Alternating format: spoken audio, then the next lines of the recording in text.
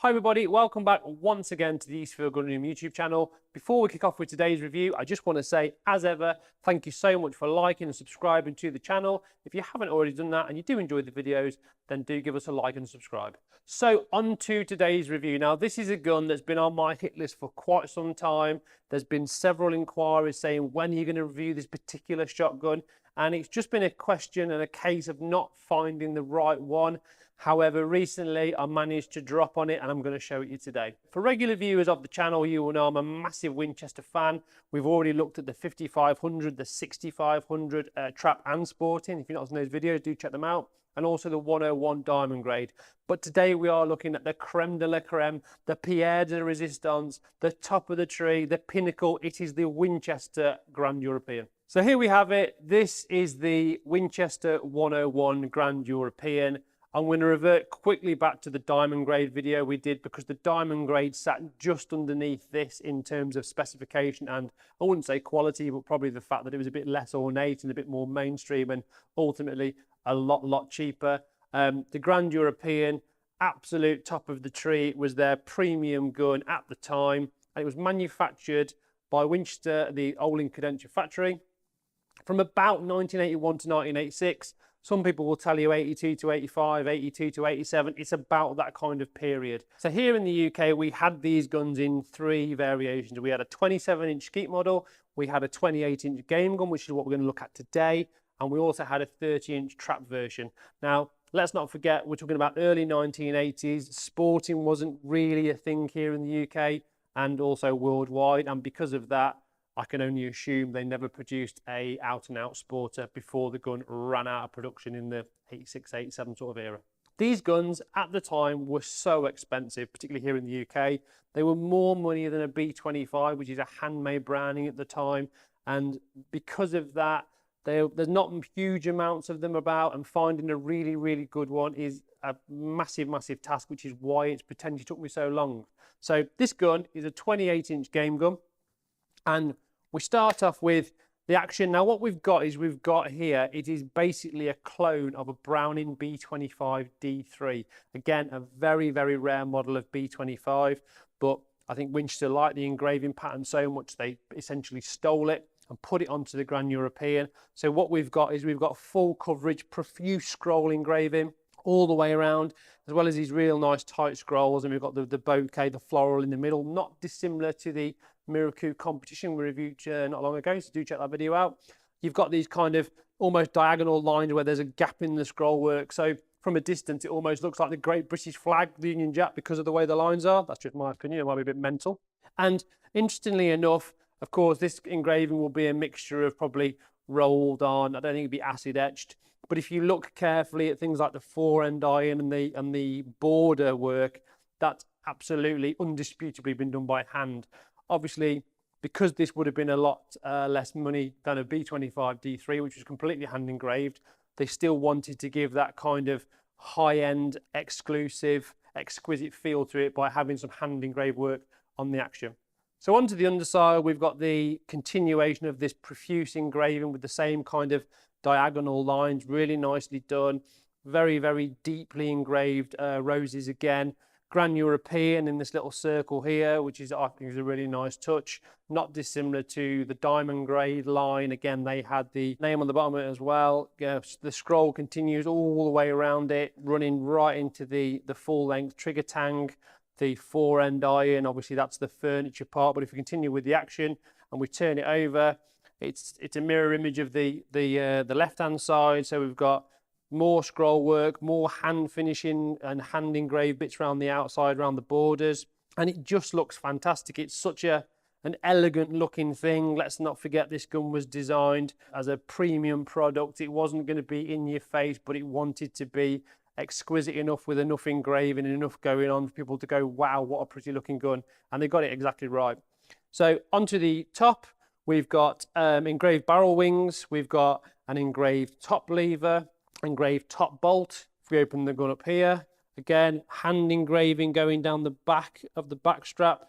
We've got a knobbly little selector, engraved selector switch. Interestingly enough, they didn't choose to put the S and the O and the U in gold, which I would have thought of a gun with this kind of caliber they might have done. I don't mean as a 12 bore, I mean the fact that it was a high-end gun.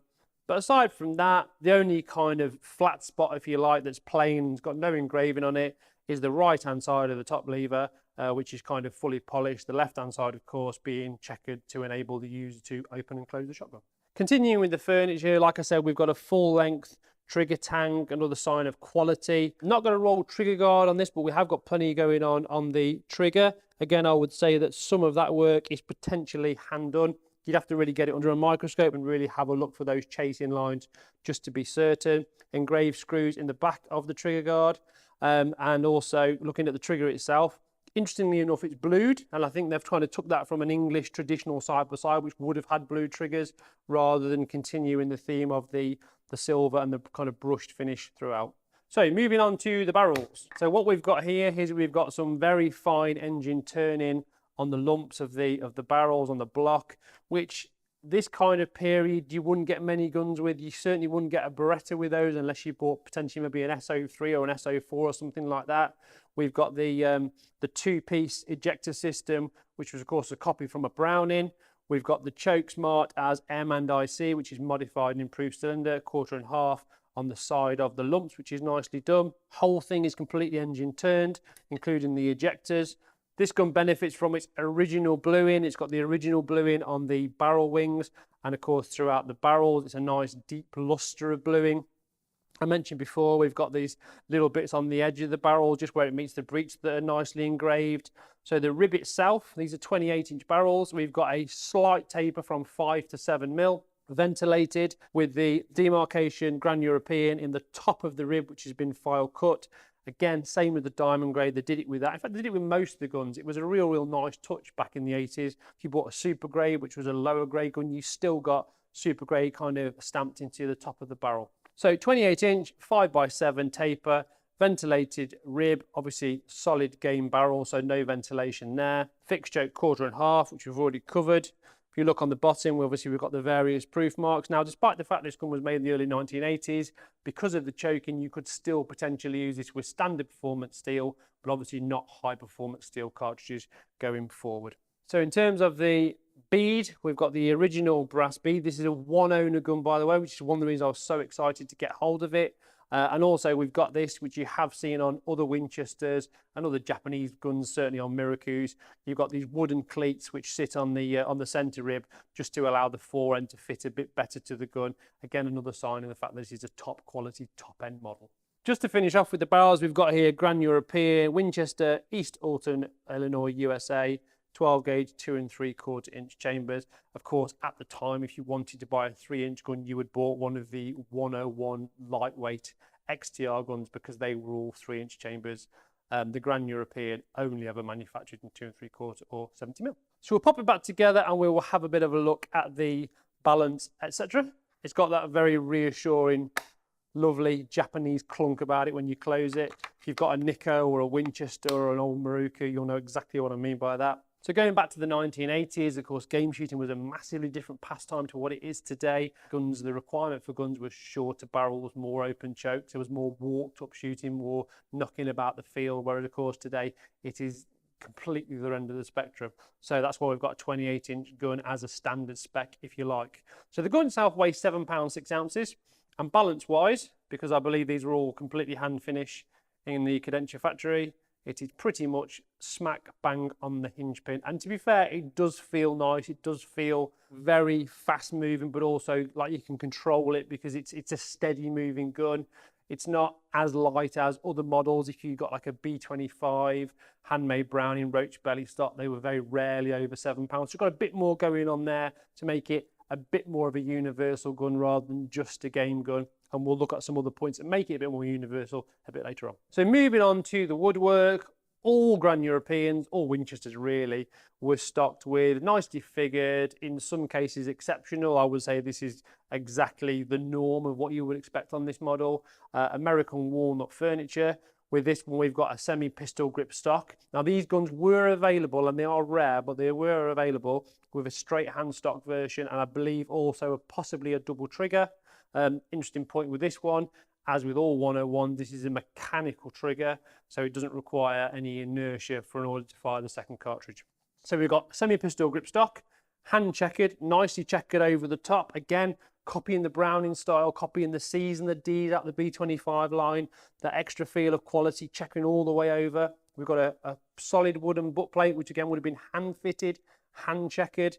You know, there's a lot going on with this gun in terms of prestige, in terms of premium. Now, one of the things that excited me most about this gun is it's never been altered. Now, back in the 1980s, because these guns were so expensive, the people that bought them 9 times out of 10, before they even took them out the greaseproof paper, they went into the gunsmith and they were altered to presumably what their Brownings were or their English guns were. So to find one that's not been butchered, badgered or bodged is a real, it just doesn't happen, and that's why I had to have this gun. So that's the stock. Say it's nicely figured at the back here.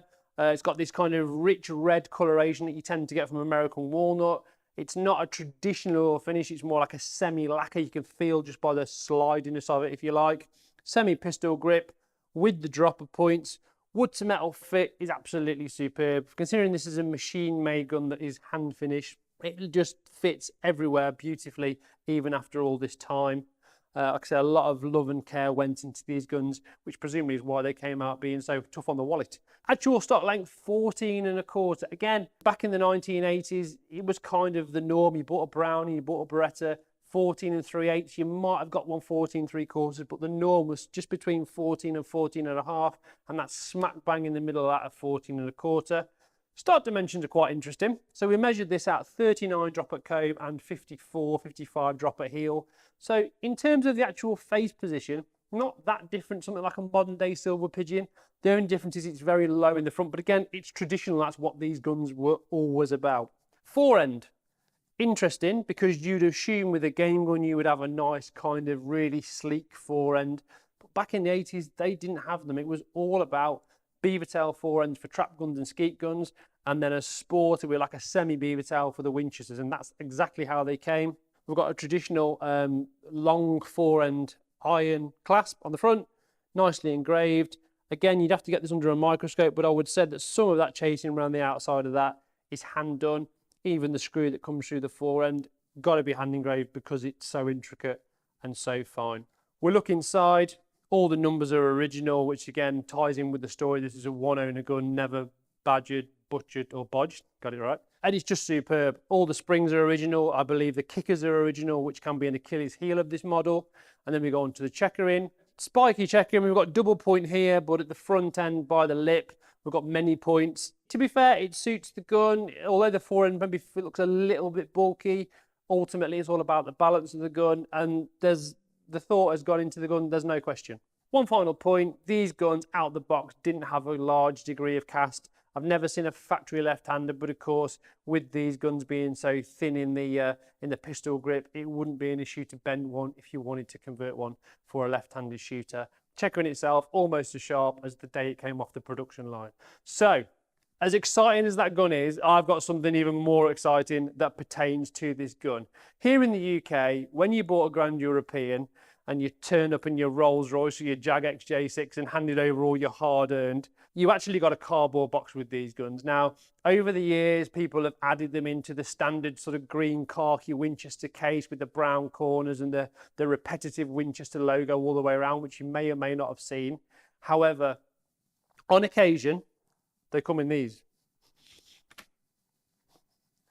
Now this, believe it or not, is almost the sole reason I bought this gun. Not because of the fact it's unaltered and, you know, it's a one owner gun in very, very, very good order. This clinched it for me from the initial meeting. So this is a genuine 1980s red leather Grand European case. Now, to give you an idea of how scarce these are, I've known these change hands over the years, just the case, for quite a few £100s. And to put it into even more ridiculous perspective, if you bought one of these guns back in the early 1980s, if you were fortunate enough to be able to afford one of these guns, and you said, I really like that case, how much is it? 400 quid. Back in the early 1980s, there was guns cheaper than that. Absolutely off the scale crazy. So we've got not dissimilar to a case we've seen before with the 23 Winchester. Do check that video out. Fantastic side by side. We've got this kind of E-type Jag interior with a little flap there. Again, in the red leather with the gold writing, Grand European. You have got no idea how rare these cases are and how excited I was when I learned that it was A, completely intact, B, it got the flap that hadn't been pulled backwards and forwards that many times that it had snapped off like a Kit Kat. But even better than that, the original keys with the original tag. Now, I know I'm enthusing about an old case that's 40 years old, but people in the trade, people who know about these guns will know exactly how rare these cases are. They were so expensive, like I said, I would imagine they probably only ever sold a dozen in the UK. In America, however, these guns came as standard with a red leather box. Not only do they get Mickey Mouse and SeaWorld, they also get red leather boxes. So original keys, which I have tried them in the locks, they do work. Even the handle is in very, very good order. Few marks on the corners, but that's got a nice bit of kind of 1980s patina. The only real shame with this gun is the fact that we haven't got any paperwork with it. I did ask the previous owner. He said, yes, I did have it when I bought the gun. No idea where it is now. And all they would have had is like a little book of words and that kind of stuff. But as a package, these guns now, exceptional quality. I've said it before. Winchesters, many people don't know what they are. Japanese Winchesters, excellent quality guns. You can pick these up for not a lot of money. The basic grade 101s like the Black Action Field guns, the 101 XTR can change hands now for less than the price of a flipping air rifle without a scope. It is absolutely insane. If you haven't tried one of these old classic Winchesters, get out there, try one. This has been the absolutely premium, top of the tree Grand European. I'm really pleased to show it to you. If you've got any question about this particular gun, do contact me directly. Details are on the screen. Don't forget to check out the website. Don't forget to like and subscribe to the channel if you haven't already. So from me, Matthew Morgan of the Eastfield Gunroom, and this ridiculously rare red leather case wonder that's not been badgered, bodged or butchered. I'll see you next time.